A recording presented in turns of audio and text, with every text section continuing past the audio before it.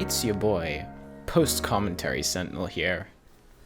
So I just moved house, and as a result, I had to obviously plug everything back into my PC, and I did not realize, but my default audio device changed. So here we are, doing post-commentary. Today's commentary, we're focusing on Ursa Furiosa. Yes, the angry bear gauntlets. Oh my. Okay, so first of all, in terms of what they do, as you can see on screen, they let you move faster while you're guarding with your Sentinel shield. And obviously when people shoot you, you take that damage, and at the end of your super, you will convert it into super energy for your next super. So, key points are that you need to block the damage, obviously, and you need to live through your entire super. That is very, very, very key here. So as you can see right now, I'm not starting the game with the Ursa Furiosas on, and I think that this is just a standard thing that you should do. If you're on console, I think it's probably worth just keeping them on the whole time, just because I've seen the console load times for the menus, and just don't do it to yourself, bud. It's ridiculous. But if you're on PC, just start off with Doomfangs. You're trying to get your super as fast as you can anyway, and then once you've got Ursa, like the Ursas on, and you've got your super up, you'll be able to pretty much just keep it for the rest of the game. So on this map, as you can see there, I'm showing you where heavy spawns. It's up here in the middle, and middle top hill is the area of the map that you want to control. I mean, obviously you want to get 2 points, but this is the kind of power point of the map, so that is where you want to be making sure you are keeping that control in control, or in any other game mode. Because, I mean, heavy spawns down in the river in Clash. Just typical shotgun aping right now. I'm blind, so I pop up a wall. I don't know what's going on there, but heavy's coming up, you know, so I just thought I'd block off that line of engagement like I talked about in the movement during gunfights video. Titan wall is incredibly strong. Like, you can block off entire lanes in CQC, and that's a perfect example of it. So we've got Thunderlord here. My helmet has enhanced heavy lifting. There, I just lost the gunfight. There were a lot of people, and I missed a few shots. RIP, it happens. I'm bad, lol. Yeah, I've got enhanced heavy lifting on the helmet. Got that, like, yesterday. So, just messing around with it, basically. Seeing how much super you get. And since I'm not using one-eyed this match, I thought I'd do that. Right there, that's a very worthwhile trade for me. For one, the dude has a sword, so it's good to get the ammo off the field, though realistically swords aren't exactly dangerous. Two, the shotgun just decided not to reg, so there's not really much I can do about that. And three, it gave me a Doomfang Pauldron's melee kill, which is super, super huge. Look at my super bar right now. We're like, I've gotten, what, like 5 kills or something, maybe 6, and I've nearly got my super, like 2 minutes into the game. So that is fantastic. I will take that trade any day of the week.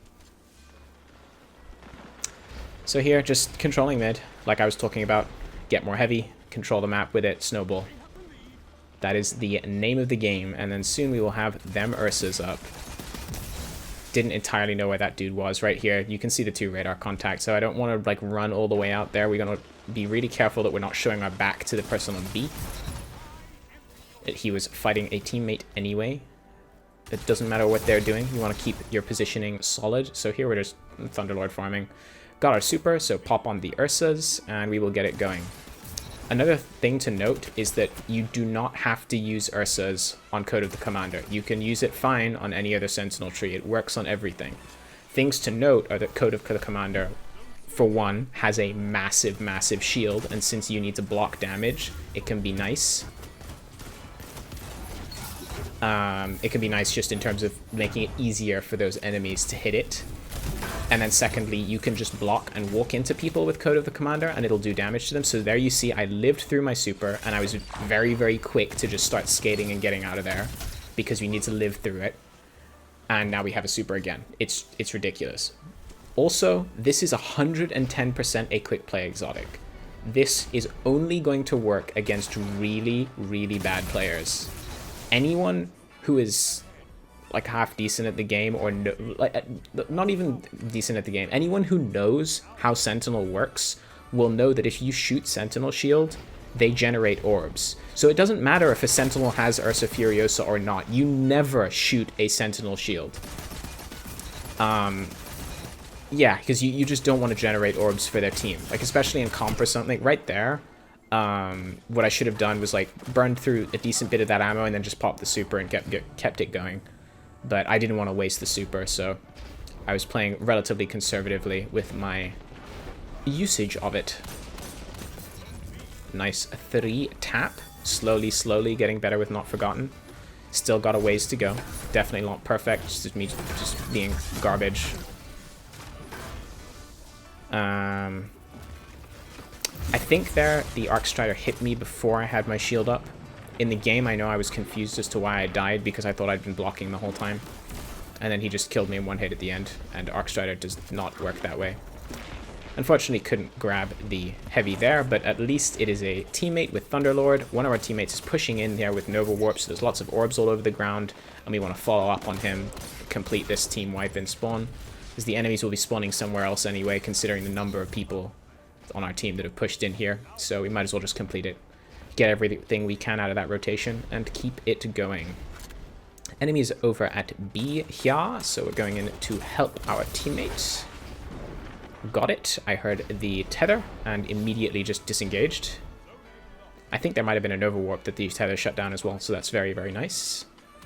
Good to see. Here, I saw the 2 radar contacts, was playing conservatively, didn't know where they were going to come from. Don't want to just run up to the tunnel entrance and get shottied. Here, expecting a shotty, so I'm just waiting for it. Was trying to let the teammate take a little bit of fire, then slide in and finish it for him as he dipped out. But the guy stayed further back than I expected. Here, popping up the wall immediately because obviously nades are going to be coming in just like that one there. But the rest of the team is not controlling mid-map, so this guy just flanked around behind us and murdered us. Feels bad, man. They've just loaded up a shotty at River, so it's going to be Tractor Cannon or Acreus. Tractor Cannon is still so disgustingly annoyingly strong. Right there in the game, I clicked before I died, before the guy shot his Tractor Cannon, so I didn't know why it didn't shoot my shotgun shot, but you know, Destiny has awful netcode, so it may well have been that he shot his Tractor Cannon shot before it appeared on my screen, so the game was already registering me as dead when I was shooting, something like that. I don't know. Either that or it just decided to do nothing. It has done that before. Right there, I couldn't see 2 of them. I just saw 1 name tag.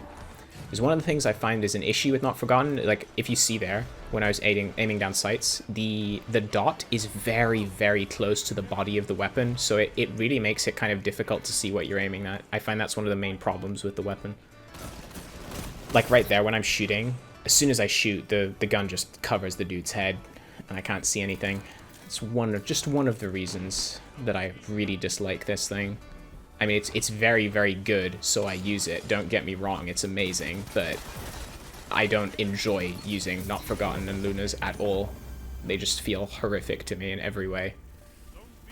I find 180s in general feel like, they feel like some weird hybrid pistol hand cannon weapon, and I hate sidearms so much.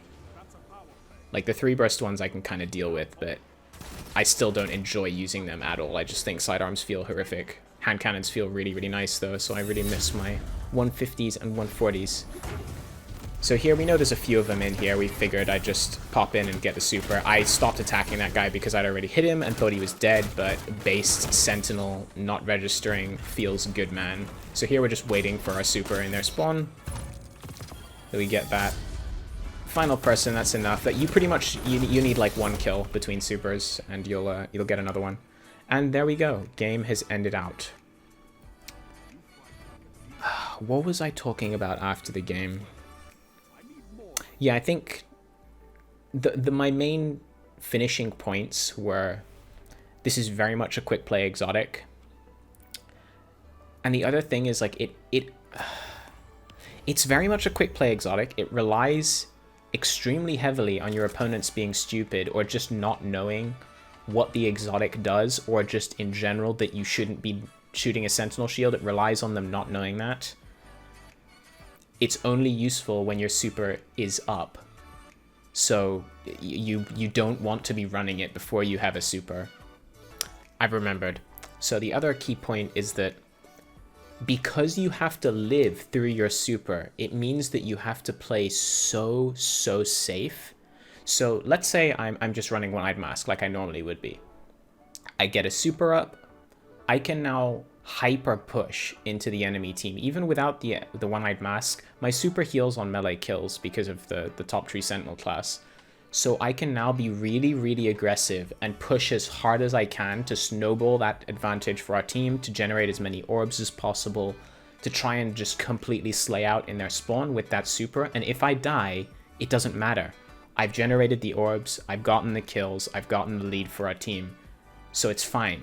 That's a fine trade. I will happily do that.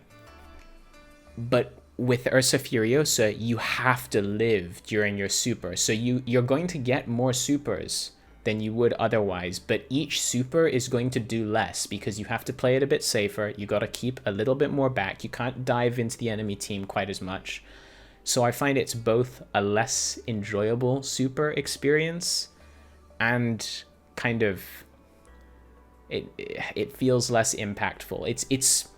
I find it's a lot of stress, you know. You're thinking so much about making sure you don't die in your super, and like making sure that when your super is starting to end, that you're really pushing backwards and trying to get out of everything. But have you gotten enough damage blocked in order to get your next one and things like that? And I just don't like it. I don't like the playstyle.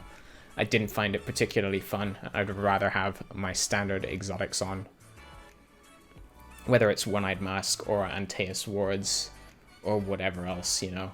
They're too situational for me. I don't like exotics like that are very specific, and especially I don't like strategies that rely on your opponents being stupid. I always assume that my opponents are at least as good as me, if not better. I try and always play under that assumption. Anyway, I've harped on enough about it. If you do want to use it, make sure you use Doomfang Pauldrons and then use your Ursa Furiosa, and I will leave you there. Have a good day.